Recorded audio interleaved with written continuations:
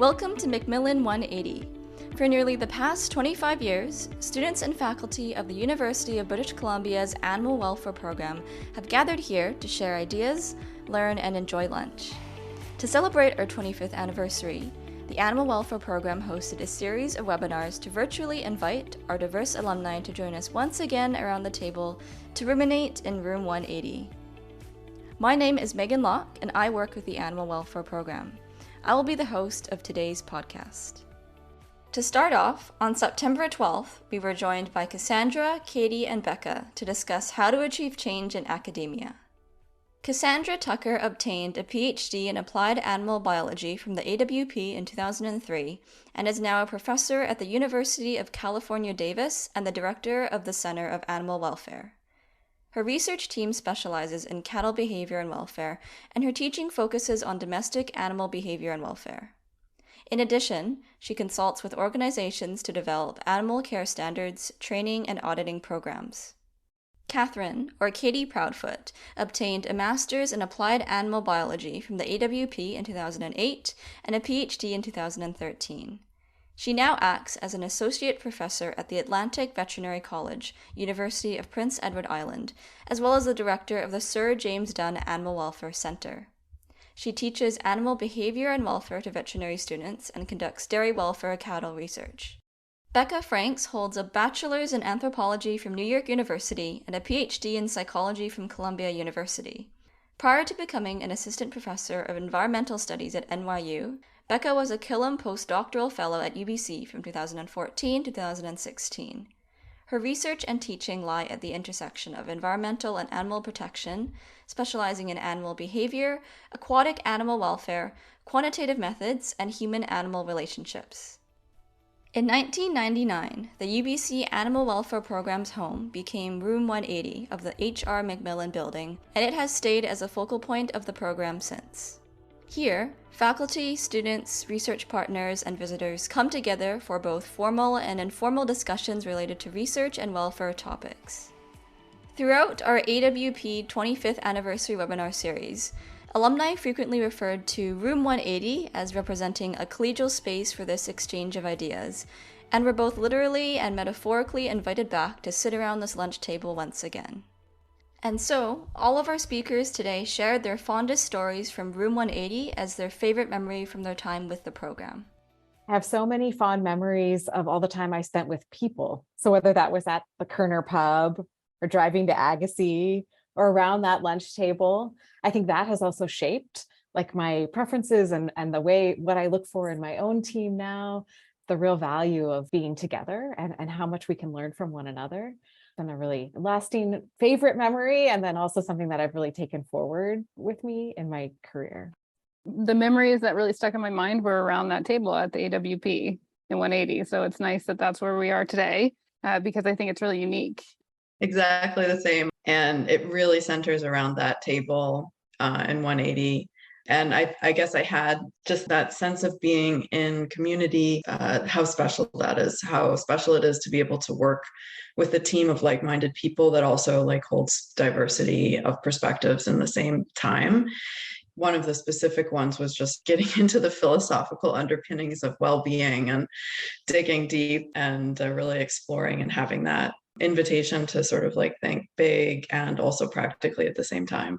Beyond the walls of Room 180, the people in the AWP community work with animals on farms, in shelters, and at other animal care organizations. Cassandra talked about how, during her time at UBC, there were dairy cows right on the Vancouver campus.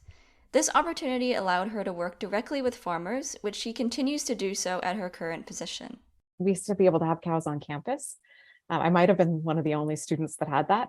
Like building those like relationships or seeing the value of being able to work in that way has been a skill and a theme that runs through my career now and my program now. And for me, that's been really rewarding because I think it improves the external validity of the work when we are able to have these partnerships. And I think it also has very important implications in terms of the social transmission of the findings, how we achieve change.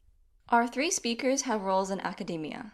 Katy and Becca talked about how their time at the AWP helped them carve their path in academia and some of the challenges that might come along with it. I would just say find your niche. For me, being at the animal welfare program taught me that academia was what I wanted to do, but it's not a job for everyone. I think what a big challenge is for academia is that you don't see change happen immediately. Change is slow. For me, that's okay. I just wrote a review paper on transition cow welfare, and one of the big take homes is we've done decades and decades of research and it's not ending up on the farm. In academia, you have to live with the fact that you can spend years of your life dedicated to understanding a question and not see it actually be translated into real life. That's a big frustration, but also I think an opportunity to just, for us, again, as natural scientists, to think about, we need to see what are the barriers, why isn't it going on farm? And we need the research to help direct us. You know, I've had those existential moments where I'm like, should I be working as a vet or in the humane space or somewhere else where I see more immediate change? But I always come back to, what do I love?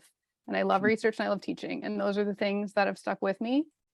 The idea of like finding things that you're passionate about and really having that become the point of what you're doing, I think is so critical. And it's something, especially in graduate school opposed to undergrad, if you're considering academia, the sort of stakes and the rules of the game really shift, and that you're no longer just supposed to be really clever and understand what's happening, but also to generate and to create new spaces, new ideas, innovate and imagine.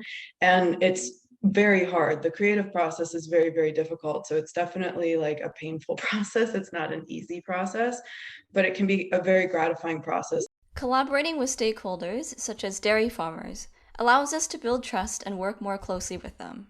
Cassandra and Katy discuss the opportunities that these close relationships with various agencies have allowed us to achieve, as well as noting the importance of staying ahead of the curve and working with the future-oriented lens. One of the things that I feel like the animal welfare program has done so well in these last 25 years is about finding partnerships. Maybe my analogy is that, but I think the program has been very good at planting seeds in soil and instead of planting seeds in rocks. So like looking for like where the openings, like where there's already something happening and there's enough resources there. You've been so good about like finding where you had the money to do really creative things that are outside the box, and that you partnered with people that wanted to see the next step taken. Next, Katy was asked about if she feels that her field of dairy welfare science is becoming more interdisciplinary, and she elaborated on the benefits and challenges that come with pursuing it. For me, it's definitely more interdisciplinary, or I'm trying to be. I think it's just finding the right combination of people and collaborators. That is something that you learn. You can't collaborate with everyone. There's different personalities and different ways that people do things. But finding good collaborators in different fields that can make you think differently. I think more and more I'm trying to do that. I think it's important for us, as at least in my niche of animal welfare and in dairy science, to more and more look outside of our own field. Looking ahead brought up more overarching topics such as climate change, and Katy mused about what the world would look like in the next 25 years. So I know you're asking questions about, for example, the relationship between animal welfare and climate change. Climate change is something that it's coming, it's already here. You know, it's something that we need to grapple with. Because if I think about, my daughter is 4 years old right now. In 25 years, she's going to be almost 30. Like, she's going to have the buying power in the grocery store. What is the world going to look like? It's changing so quickly that a dairy farm might look completely different in 25 years than it does now. So just keeping on top of where the world is going, using the social sciences to help guide the natural sciences, I think is very unique about the animal welfare program. On the other hand, Becca reflects on the past 25 years in the context of the history of the animal welfare program. 25 years is a phenomenal run, and then also like pretty young at the same time, like considering other fields and like disciplines within the academy. And so even just creation of the animal welfare program was a huge shift, and it was, I would imagine, like something that was incredibly novel and really having to push a lot of boundaries and create new frameworks. And so I think that is where it was born. Whether we reflect on our past or look to the future, Cassandra ends by suggesting that research could be more future-oriented. It can be very much about the fires of today and not the vision for tomorrow, to be able to look at the problems of the future that people aren't necessarily talking about yet. Thank you for listening to our September podcast on achieving change in academia. You can find the Animal Welfare Program on our website at www.awp.landfood.ubc.ca and on our Facebook, LinkedIn, and Twitter social media channels. Join us next time for an episode on achieving change through government institutions.